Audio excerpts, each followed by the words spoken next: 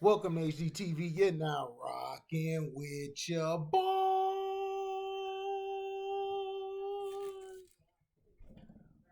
I just can't bear to watch today's NBA when Kareem Abdul-Jabbar explained why he can't get himself to tune into the NBA anymore. Lakers legend and Bucks legend Kareem Abdul-Jabbar hits out against the way the game is today in the current NBA. Kareem has never really been known as a fan of the modern NBA. The legend has spoken out on multiple occasions against how the game is played today. Like many from this age group, the former player has often criticized teams' reliance on the outside shot. Abdul Jabbar has also criticized the players' lack of a complex post game in this day and age, and their shot selection based largely on numeric efficiency. Simply put, the man just isn't a fan of complex numbers in basketball. Kareem has always been consistent with this opinion, but why? Well, in 2015, he explained his reasoning in an interview on the Dan Patrick Show. I don't enjoy watching it. Well, I'm going to let Kareem say it.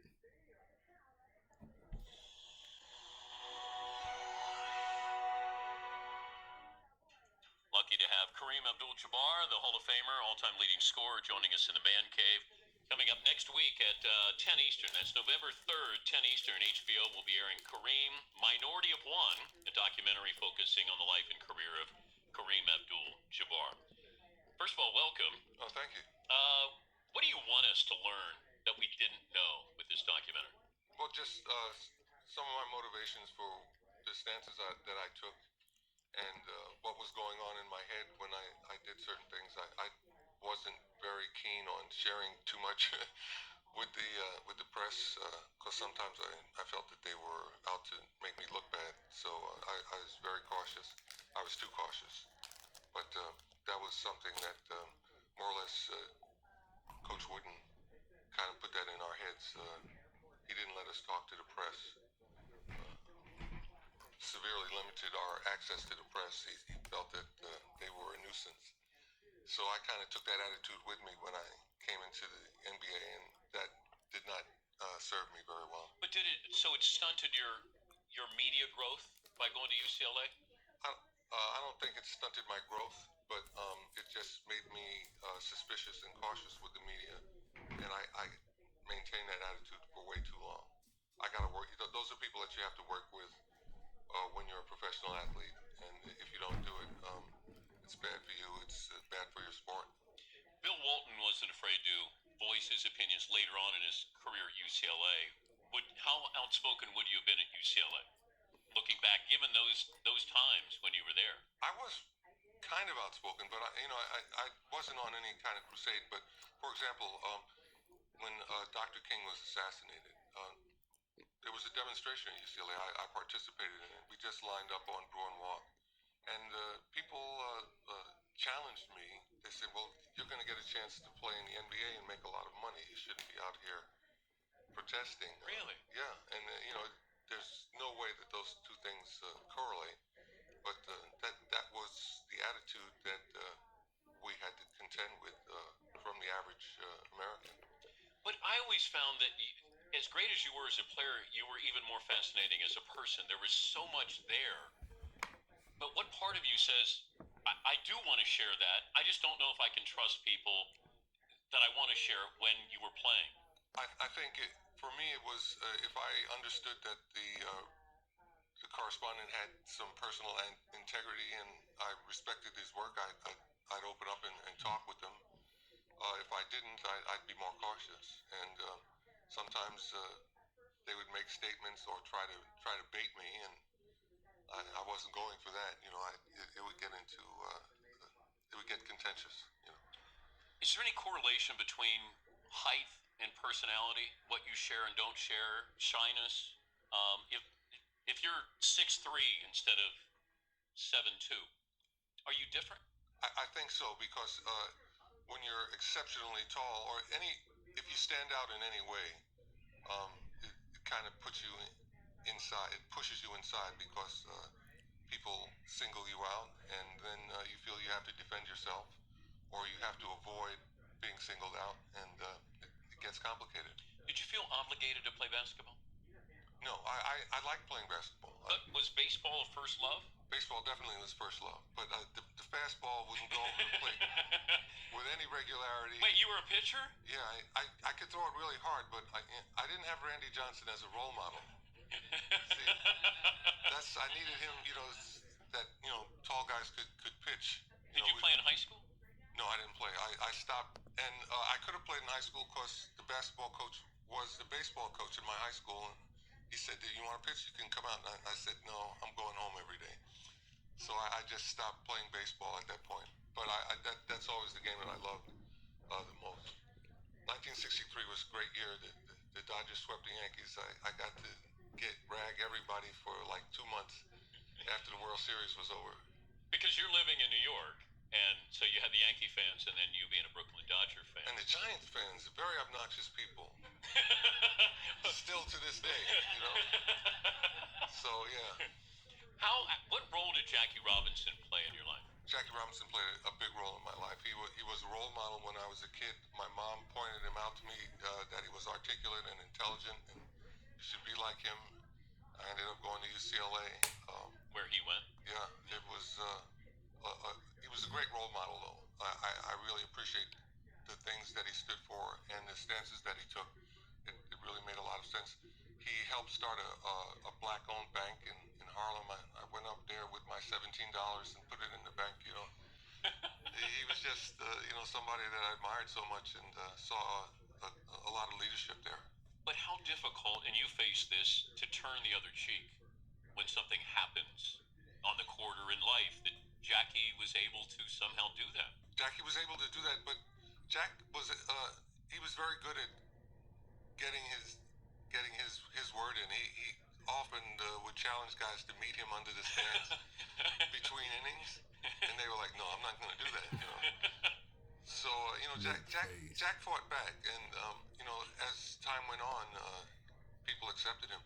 I had a chance to get to know Ernie Banks just right before he died, the last part of his life, and he was telling me that Jackie really helped him by advising him and telling him how to conduct himself and avoid incidents and come off being the class guy that he was.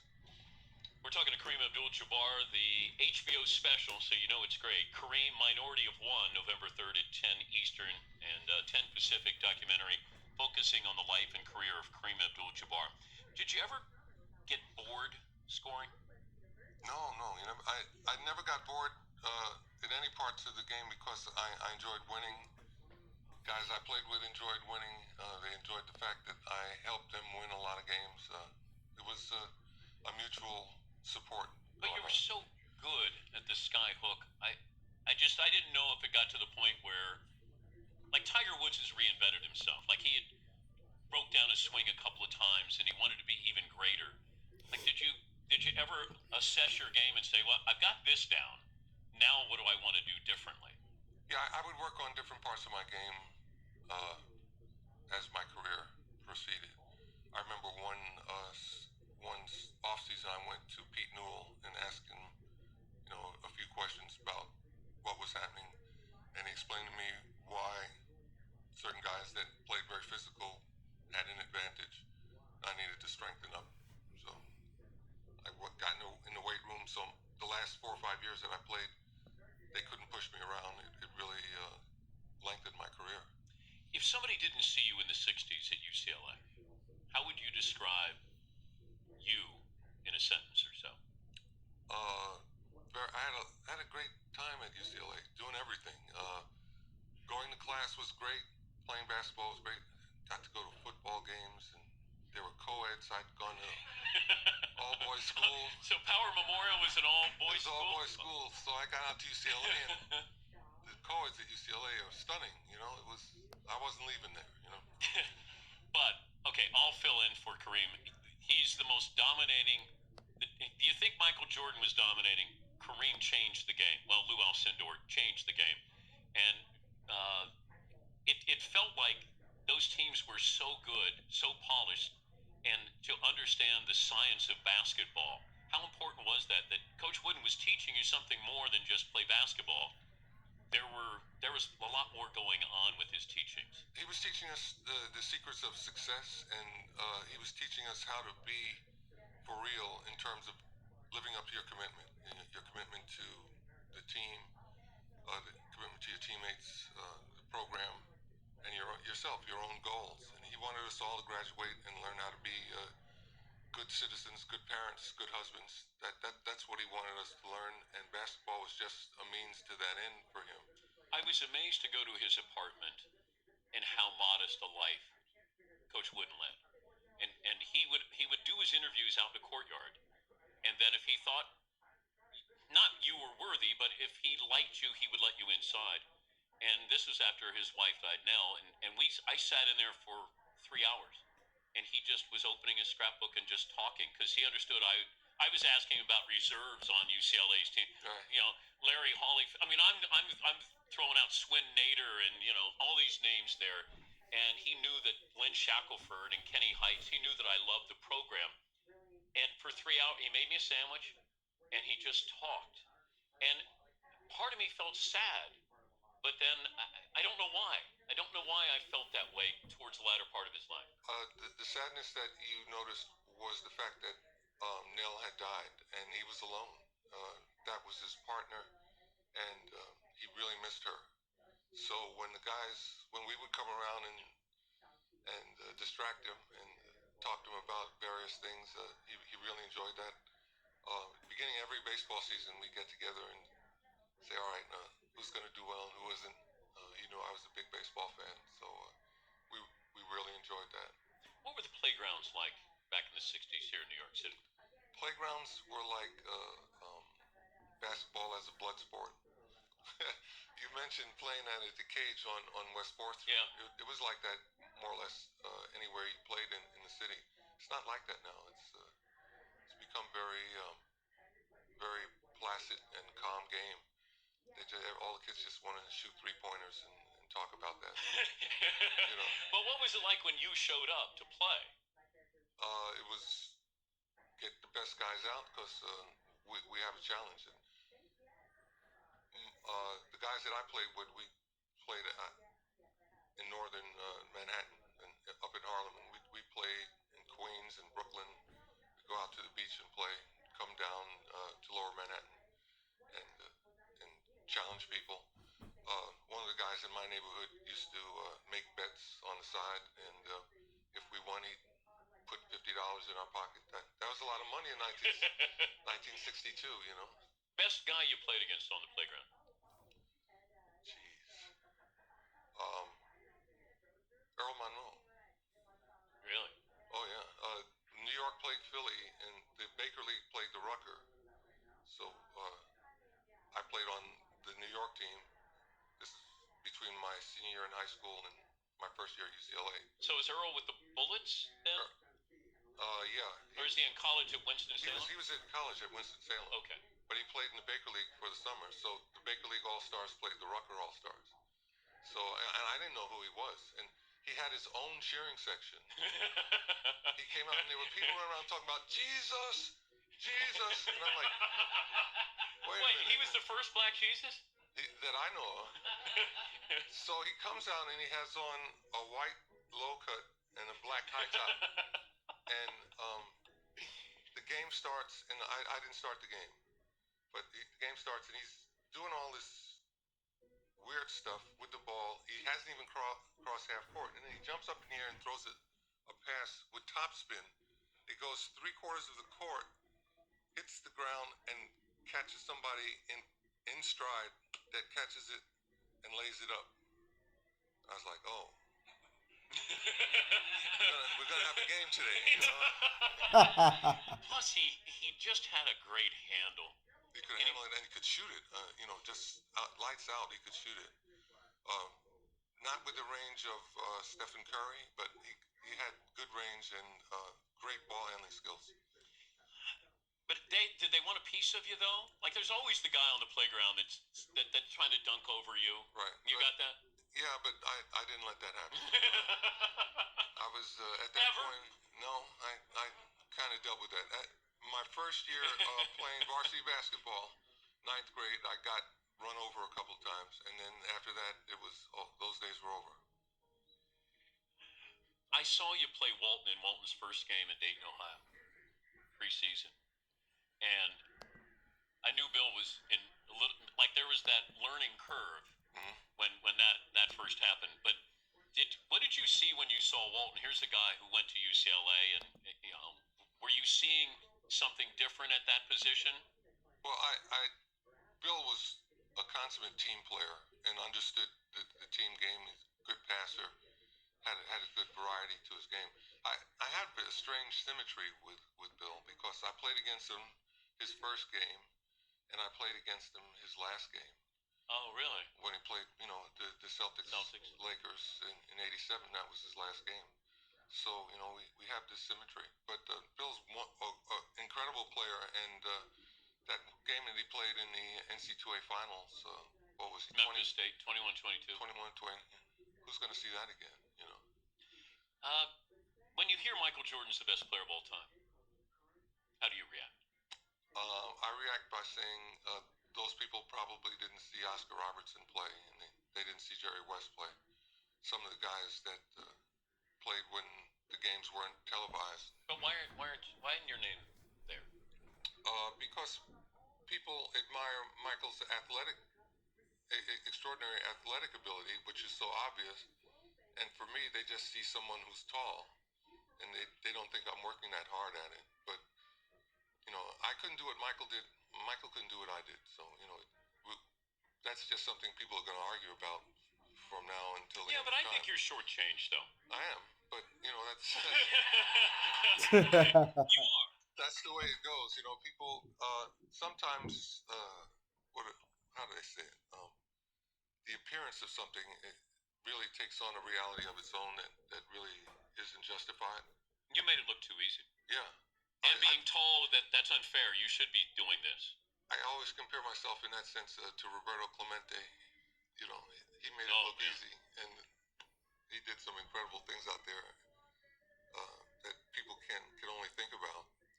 And I think we were cursed the same way. How often do you hear airplane quoted when you see people? If we walk down the street, would somebody quote the movie Airplane? No, but if we go through the airport, we will. Everybody in the airline industry watches we need that to dress you up, Kareem, as the captain and walk through an airport. Like a Funny or Die video. Bob Hayes and I did a piece for the Wisconsin Tour Sport where we fly around Wisconsin and point out interesting things there for people to come visit Wisconsin, and we mimic airplane. It's kind of perennial. I can tell you a funny story. I was flying in Europe. I believe it was Lufthansa, and we're taxiing out to get ready to take off. And the pilot comes out and says, "Come here." And I'm like, we were all strapped in. He said, "No, come with me." So I go into the cockpit, and it was one of those wide body planes that had extra seats for the pilots. He said, "Come on, sit here." And they strapped me in, and they said, "We're going to tell everybody that we flew with Murdoch." And so we take off, and then they let me go back to my seat. But they were thrilled about it, And stewardesses, they want to talk about it. They make jokes about it. It's more or less something that the airline industry it's their movie. He's Kareem Abdul-Jabbar, the Hall of Famer, the greatest scorer in NBA history, 6-time NBA champ. They somehow leave that out when they mention Jordan's 6 titles. They forget to mention that Kareem has 6 as well. November 3rd, 10 Eastern, 10 Pacific, HBO airing Kareem, Minority of One, a documentary focusing on the life and career of Kareem Abdul-Jabbar. What a life, what a career. Thanks for joining us, Kareem. It's a pleasure, I appreciate that. Thanks for having me. Thank you. He didn't say it in that interview, I guess. But people believe he says he doesn't enjoy the game.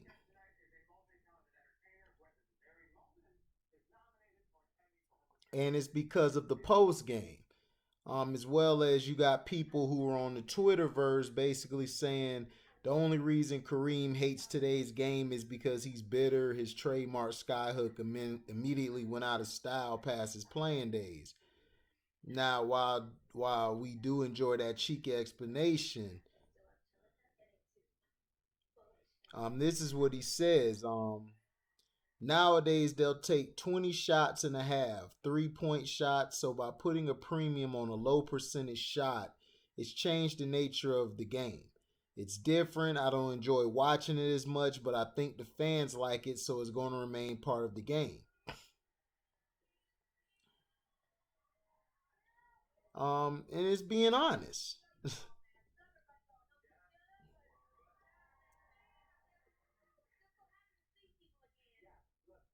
So, you know,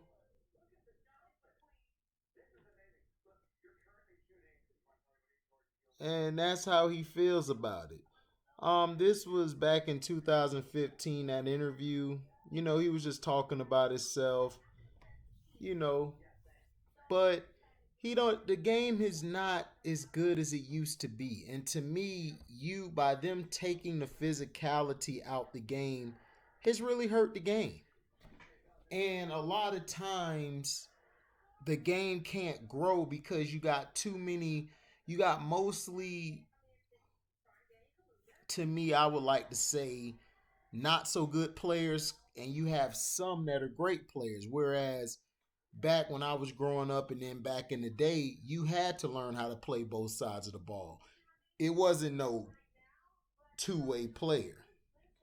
No, it's you played your position. So let me know in the comment section, do you agree with Kareem that the game guys take too many low percentage shots? Or do you believe he's mad because his skyhook went out of style? Thank you for listening. Like, comment, subscribe, share this. Hit the notification bell to select all to receive upcoming notifications. And if you love what you hear, you can donate to the page by Cash Apping me at the word welcome, the number 2, and then HDIITV. And in my opinion, I agree with Kareem Abdul-Jabbar. It's too many low percentage shots, such as the 3-point shot, which is a low percentage shot. I don't care what the analytics or the idiots say. They say it's the best shot because they try to equate it to points. They try to equate it to points instead of a better percentage shot. So let me know in the comment section. Do you agree with Kareem or do you agree with the Twitterverse? And we are out. Deezy.